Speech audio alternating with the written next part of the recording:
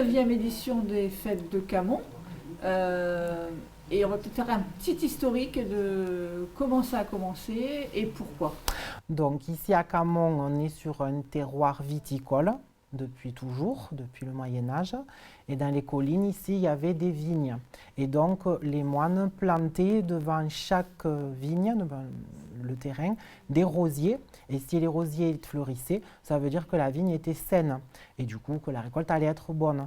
Et du coup, ici, en 1995, le maire du village, donc, pour se remémorer de ce passé viticole, a décidé d'offrir à chacun des habitants du village un rosier. Et à lui ensuite de l'entretenir. Et de ce fait, là, il y a eu des rosiers dans Camon, ça s'est un peu développé. Et petit à petit, le village donc, est devenu le village aux 100 rosiers, aujourd'hui aux 400 rosiers. Voilà. Et dès qu'un rosier ensuite est fané ou n'est plus en vie, il est remplacé. Et le village est devenu aussi classé parmi les plus beaux villages de France. C'est un des seuls d'Ariège. Voilà, donc ça, c'est quand même important à noter. Et la fête des roses, donc ça fait 19 ans que nous la faisons. C'est une fête qui mobilise l'ensemble des villageois. Voilà, tout le monde se réunit pour cette fête, pour préparer cette fête qui attire plus de 5000 personnes chaque année. Et donc, c'est une fête qui est familiale, conviviale, autour de la rose et des produits après de notre département et du département voisin de l'Aude. Alors, on va parler de la fête en elle-même, donc ça va être le 15 mai, donc 14 mai, un concert à l'église, et après la fête de la rose en elle-même, le 15 mai. Voilà, donc en fait, depuis 5 ans, on organise le Festival des Roses de Camon, qui est un festival de musique, donc de grande qualité, avec des musiciens qui viennent de l'Orchestre du Capitole de Toulouse, de Lyon, d'autres conservatoires très renommés. Donc là, le 14 mai au soir, c'est les Sacqueboutiers, qui est un ensemble donc baroque, qui va jouer donc de la musique sur le Venise, la place Saint-Marc, voilà, qui est très connue comme œuvre. Et ils sont accompagnés aussi d'autres musiciens et sous la direction de Sophie Dervaux, qui vient de l'Orchestre national de Vienne. Donc c'est quand même une pointure. Et dans la musique aussi, le lendemain, donc le jour de la fête des Roses, il y a 2 concerts qui sont proposés dans le cloître de l'abbaye, qui est exceptionnellement ouverte donc, pour la fête des Roses. Il y a la cérémonie du cacao qui, depuis 5 ans, connaît vraiment un succès phénoménal. Et, voilà, il y a un autre concert de vielle dans le cloître en fin d'après-midi. Voilà, et ça fait 5 ans donc, que nous faisons le Festival des Roses de Camon, le festival musical qui est complémentaire donc, avec la fête des Roses, qui, elle, donc, se tient dans le village de Camon, où là, on a à peu près une 50aine d'exposants. Donc, priorité, il y a des rosiéristes, pépiniéristes qui viennent donc proposer des rosiers, des plantes et des plantes de saison, puisqu'on est en pleine saison des plantations. Et on a aussi après tous les producteurs locaux. Nous ici, on a à cœur de vraiment proposer des produits régionaux, locaux, pas de revendeurs. C'est vraiment de la fabrication locale. Il y a des artisans et des producteurs locaux. Vous pouvez vous restaurer sur place. Il y a de la buvette aussi, de la petite restauration, des crêpes. Et c'est vraiment une fête qui est très familiale, conviviale.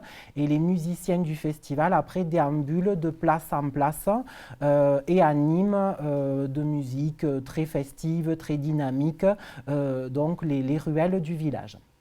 Et on a aussi des expositions artistiques cette année. On a donc une de nos bénévoles, Claude, qui propose avec son club de peinture donc une petite exposition dans les ruelles du village. Donc là, ce sont des artistes amateurs. Et nous avons ensuite dans la roseraie, donc qui est située sous le viaduc, une exposition de sculptures en fil de fer barbelé, donc qui va représenter des étoiles, des personnages, des fleurs. Donc ce sont des grandes sculptures et qui seront donc proposées à découvrir dans la roseraie de Camon. C'est l'occasion aussi de découvrir cet espace qui est vraiment dédié à la rose et qui permet aux visiteurs de découvrir les différentes variétés de roses de notre village. On a ensuite 2 visites qui sont proposées. Donc, on a le matin donc, du dimanche la traditionnelle visite des cabanes. Donc, dans le village de Camon, sur les collines, on a des cabanes de pierre sèche. Et donc là, vous partez dans les collines pour découvrir donc l'histoire de ces cabanes donc, de vignerons, cabanes de pierre sèche. Il y a aussi des orchidées, selon la météo, qui bordent tout ce sentier. Donc, c'est vraiment une balade accessible à tous. Le départ se fait donc à 9 h le dimanche matin devant l'office du tourisme et c'est sur réservation. Voilà, c'est une balade qui est accessible à tous, adultes comme enfants, et vous serez de retour aux alentours de 11 h sur le village.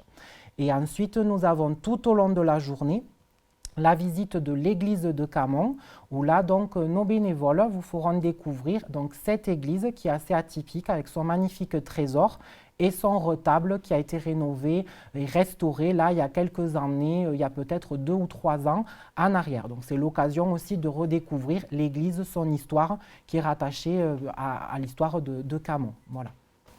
Et on va peut-être finir avec, pour organiser tout ça, il faut beaucoup de bénévoles, l'association Hostal Pertotis. Voilà, c'est ça. Donc, c'est l'association Hostal Pertotis. Nous sommes à peu près une trentaine de bénévoles, issus majoritairement du village. Donc, c'est une animation qui mobilise toutes les familles de Camon. Voilà, tout le monde œuvre à la fête des roses, puisque c'est quand même l'événement phare de notre village. Voilà, ça, on travaille tous ensemble, on prépare tout ça longtemps en avance pour tout ce qui est communication, promotion, etc. Et à la veille, la semaine avant, mais tout le monde vient, on prépare les affichages, la signalétique, le montage des chapiteaux. Et c'est une ambiance vraiment très conviviale. La preuve, les bénévoles sont là pour la plupart depuis le début, depuis plus de 19 ans. Donc voilà, c'est vraiment une belle animation qu'on a à cœur de partager et on a hâte de fêter aussi la 20e édition l'année prochaine. Voilà.